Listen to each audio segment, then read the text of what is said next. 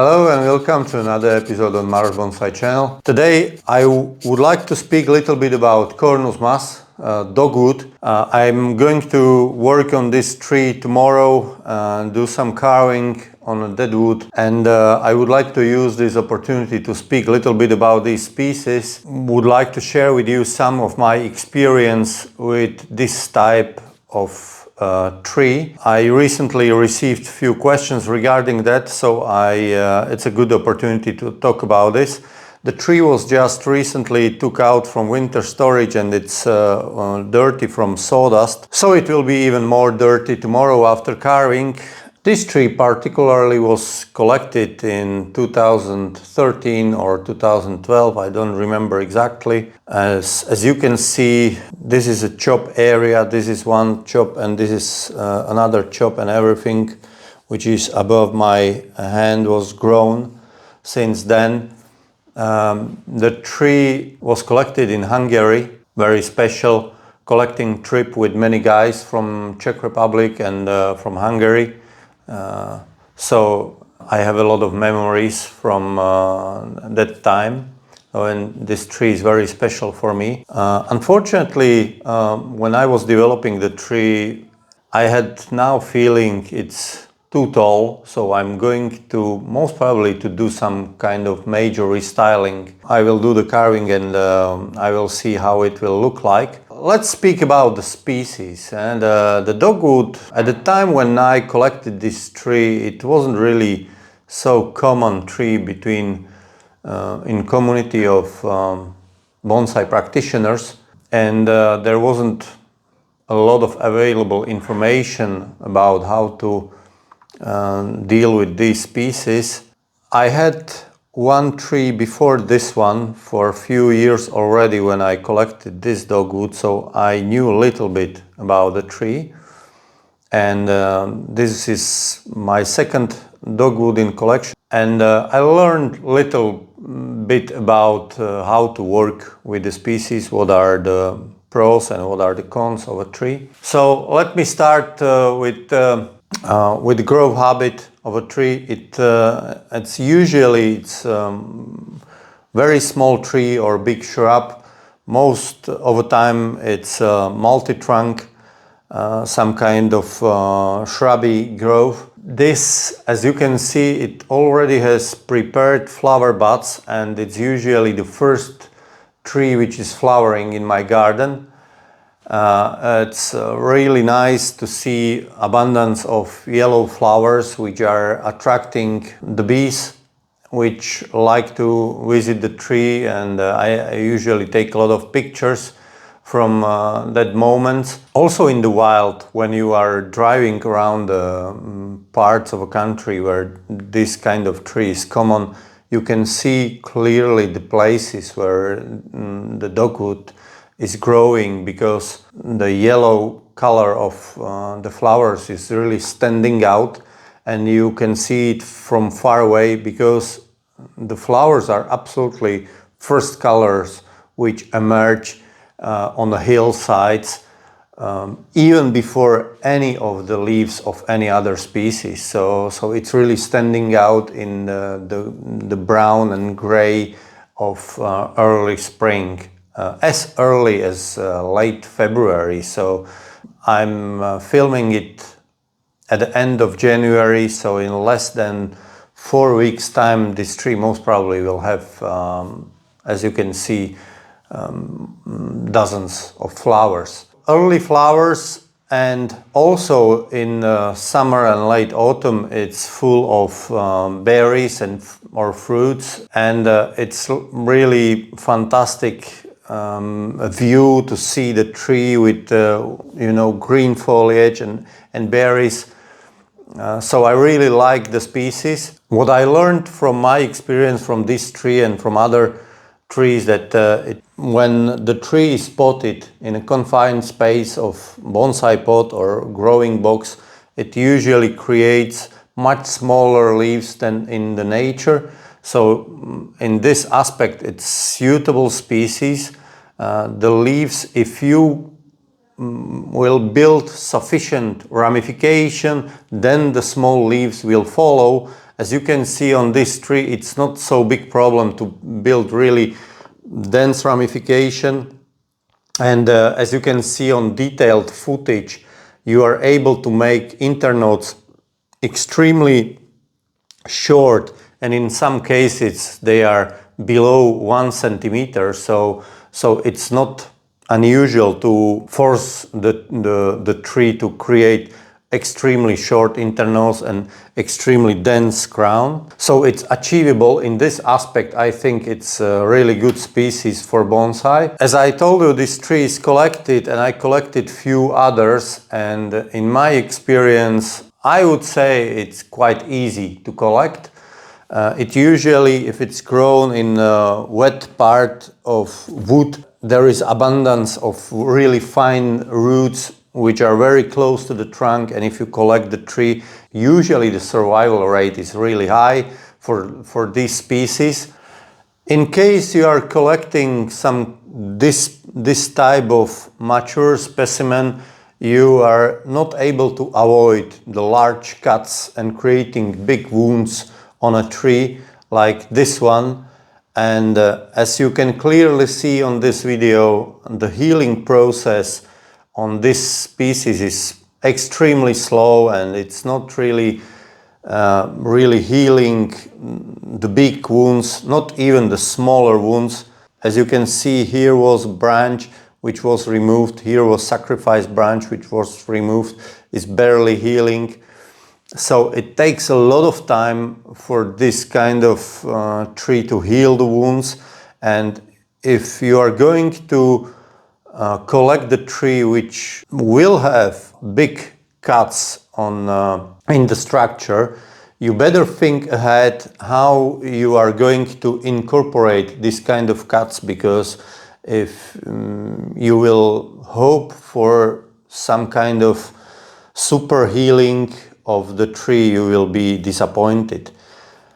If we are talking about the deadwood or parts of deadwood, you have to understand that Cornus has one of the hardest woods in the whole world. There are few species which are harder than Cornus, but speaking about common oaks, beeches, ashes, whatever, this is one of the hardest woods you ever experienced. Working with this and during the carving and during any kind of dead parts of dry wood is extremely complicated, and you need to use really proper tools to do that. On other hand, the hardness of the wood most probably is helping the Cornus to preserve those parts you will not treat or you will expose to the elements of the weather. As you can see here, it's completely untreated wood,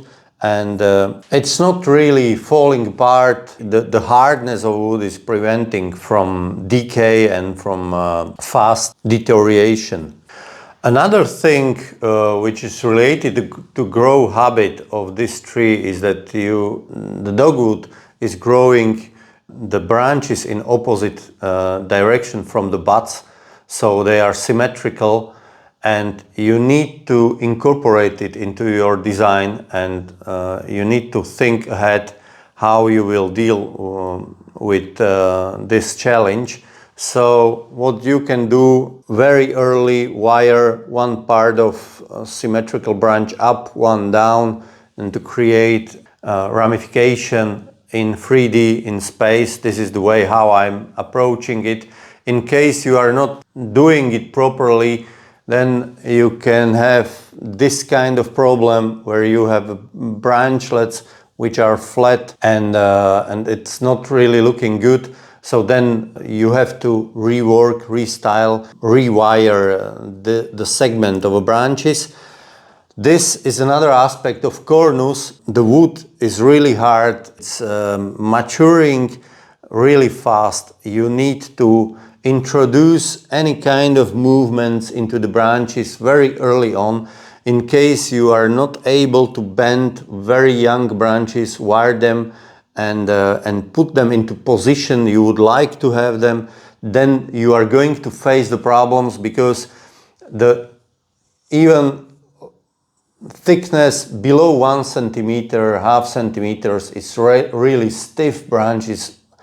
You are not able to really give them any kind of movement, maybe with guy wire and pulling them, but not anything like detailed movement. Yeah? So for example, if I would like to have some movement here in those branches, this spring is just the last time when I can manipulate them to go into the direction where I want them. Speaking about the branches, the flower buds are created on the top of last year's growth, and you have to take it into the consideration when you are doing any kind of late summer or autumn work on a tree, and if you would like to enjoy flowers of your tree next spring, be careful not to remove finished or prepared buds of emerging buds of future flowers. So they will be all around and at the ends of the branches. So as you can see, this is the oldest parts of the branches on this tree are around 10-11 years old. As you can see, it's already creating significant bark, so it's really nice. It will blend well with old part of a tree.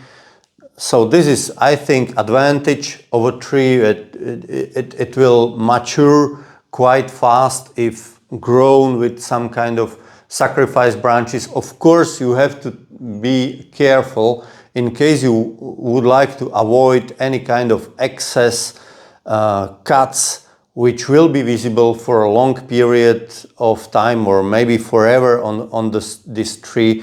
Be careful not to leave the sacrifice branches for way too long, because then the healing process will take a very, very long time.